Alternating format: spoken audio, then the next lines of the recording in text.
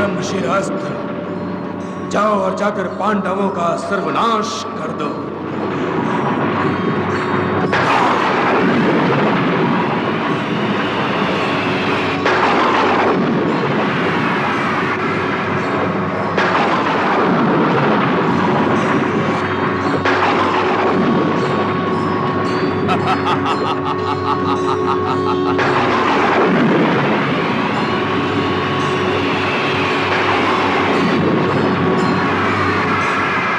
सोच कर रहे पार्थ, गुरु द्रोणाचार्य ने तुम्हें भी ब्रह्मशिर अस्त्र प्रदान किया है।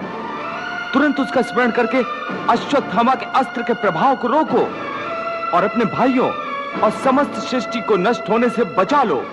जल्दी करो पार्थ, जल्दी करो। जो आज्ञा वासुदेव।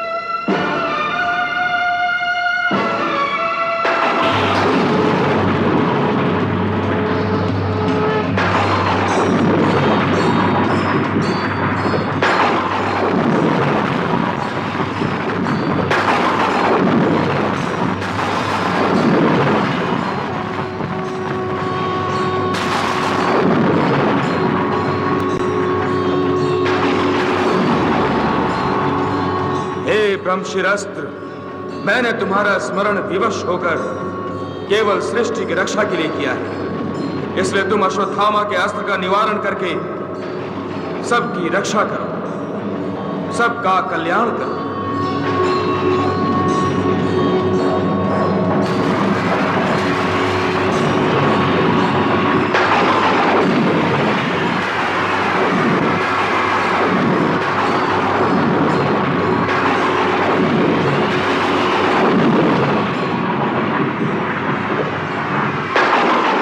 अनर्थ हो गया भगवान, अनर्थ हो गया। यदि दोनों अस्त्र आपस में टकराए तो सबसे पहले भूलोक का विनाश निश्चित है।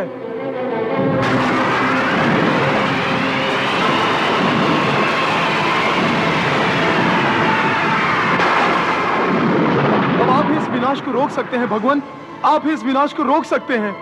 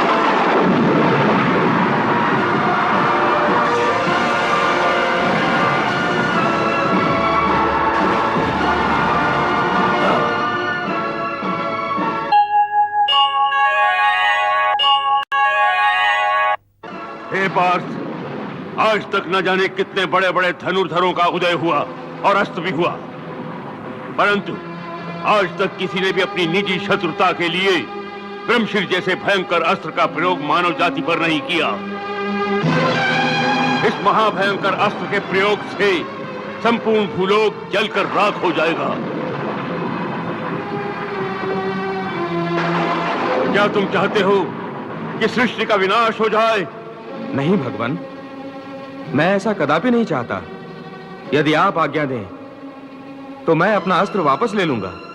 सृष्टि के कल्याण के लिए यही उचित होगा अर्जुन कि तुम अपना अस्त्र वापस ले लो।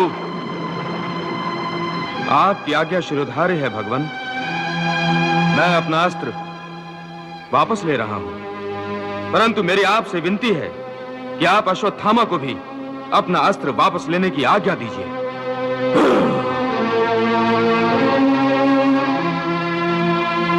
हे ब्रह्मशिर अस्त्र, मैं भगवान वेद व्यास की आज्ञा अनुसार समस्त भूलोक के कल्याण हेतु तुम्हें अपने अस्त्र भंडार में वापस आने की आज्ञा देता हूं।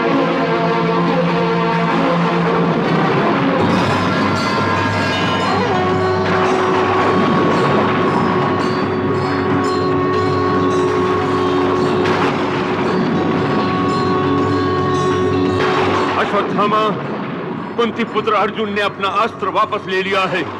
अब तुम भी अपना अस्त्र वापस ले लो। अश्वत्थामा, विलंब न करो, अपना अस्त्र वापस ले लो। मैं अपना अस्त्र वापस लेने में असमर्थ हूं भगवान। हाँ, परंतु मैं इसकी दिशा को अवश्य बदल सकता हूं। परंतु ऐसा करके भी मुझे क्या लाभ होगा? पांडव तो मेरी जान के पीछे हाथ धो के पड़े हुए हैं। ठीक है अश्वत्थामा, यदि तुम अस्त्र वापस लेने में असमर्थ हो तो तुम इसको पृथ्वी की उस दिशा में मोड़ दो जहां की पृथ्वी प्राणहीन है, जहां मनुष्य, पशु, पक्षी, पेड़, पौधे आदि नहीं पाए जाते। उस दिशा में इस अस्त्र को मोड़ दो। इसके बदले में मैं तुम्हें पांडवों से अभयदान दिलवाता हूं कि पांडव तुम्हें कभी नहीं मारेंगे। मानवता की सुरक्षा एवं सृष्टि के कल्याण के लिए पांडव अपने पुत्रों की हत्या का बदला भूलकर अश्वत्थामा को प्राणदान कर भी सकते हैं, परंतु अश्वत्थामा को बदले में कुछ देना होगा। हे अश्वत्थामा, तुम्हें अपने प्राणों के मूल स्वरूप पांडवों को वो दिव्य मणि देनी होगी जो तुम्हें जन्म से ही प्राप्त है और तुम्हारे माथे में छुपी हुई है। नहीं, नहीं, नहीं, नहीं, मैं अपनी मणि कदापि नहीं दे सकता। मेरी मणि मुझे प्राणों से भी अधिक प्रिय है। मणि के बिना मेरा जीवन मृत्यु से भी अधिक कष्टदायी लगेगा। मेरी मणि मेरा प्राण है और प्राण के बिना ये शरीर कैसे जीवित रह सकता है? इसी मणि के कारण मुझे कभी भूख नहीं लगती। इसी मणि के कारण मेरा शरीर हमेशा रोगों से मुक्त रहता है। मुझे कोई पीड़ा नहीं, कोई कष्ट नहीं। नाग, गंधर्व, देवता, दैत्य, किसी का भी भय मेरे पास नहीं आता। फिर मैं पांडवों से अभयदान क्यों लूं? जिनके समस्त वंश को नष्ट करने का मैंने प्रण लिया है, उनसे मैं अपने जीवन की भिक्षा कैसे मांग सकता हूं? मैं पांडवों के सामने कभी घुटना नहीं टेक सकता, कदापि नहीं टेक सकता। तो तुम मेरी आज्ञा का विरोध करोगे? मुझे क्षमा करें भगवान, मैं ऐसा करने पर विवश हूं।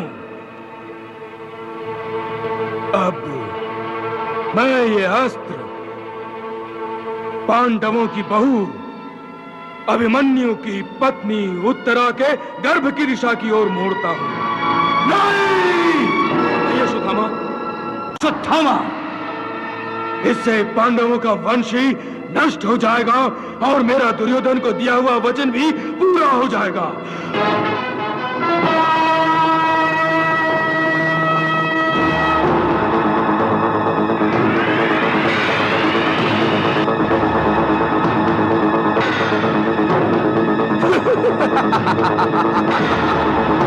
मैंने तुम्हारे सामने अपनी प्रतिज्ञा पूरी कर ली और तुम खड़े खड़े देखते रहे।